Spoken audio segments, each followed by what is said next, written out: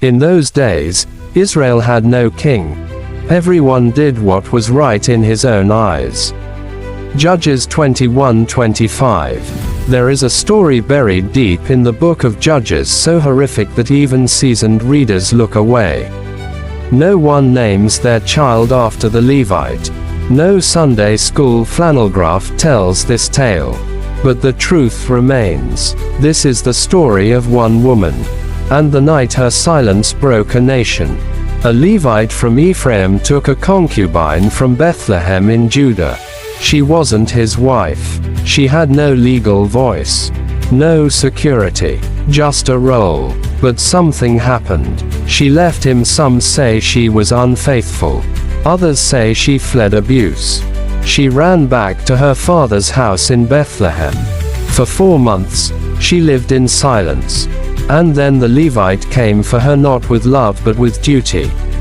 To take back what he believed belonged to him. The girl's father welcomed the Levite with joy. He fed him, offered drink, and insisted, "Stay. Just one more day." 5 days passed. Was it fatherly love or stalling for the inevitable? Finally, the Levite insisted on leaving, taking his concubine and servant with him, traveling toward the remote hills of Ephraim. As night fell, they passed Jebus. But the Levite refused to stay in a pagan city. They moved on to Gibeah, a city of fellow Israelites. But no one welcomed them. No one gave them shelter. They sat in the city square as the darkness crept in. Until an old man from the fields offered them a place to stay. It felt safe. But Gibeah was hiding something rotten. That night, as the Levite, his servant, and the concubine settled in, a pounding came at the door. Men of the city, drunk, angry, demanding, "Bring out the man who came to your house, we want to have sex with him." The host begged, "Don't do this wicked thing." In desperation, the Levite shoved the woman outside.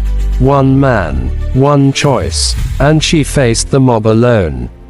What happened next no poetry can soften. She was raped, abused, tortured, all night, and in the cold morning light, she dragged herself back to the doorstep. Collapsed. Her hand reached for the door.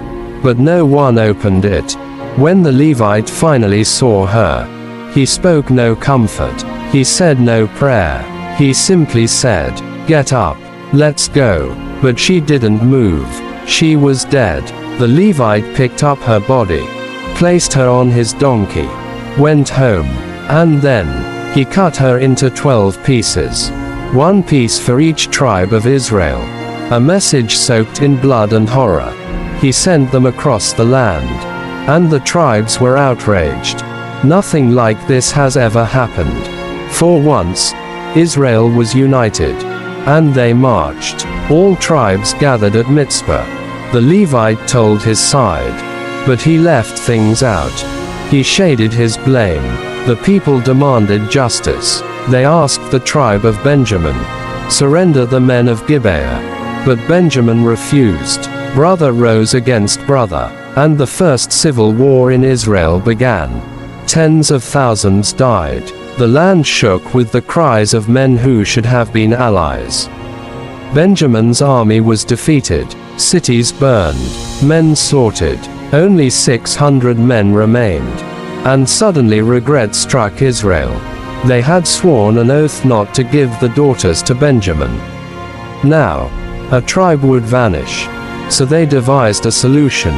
They raided Jabesh Gilead, slaughtered its people, and took 400 virgin girls. Still not enough. So they allowed the remaining Benjamites to kidnap women during a festival in Shiloh. A cycle of violence. A tragic echo of the original crime. There is no happy ending. No restoration. No hero. The final verse of Judges closes the curtain. Greater than, in those days there was no king in Israel. Everyone did what was right in his own eyes. The story of the concubine is a mirror for any generation that abandons truth and justice. Sometimes, Silence speaks louder than screams. And the cost of doing nothing is war.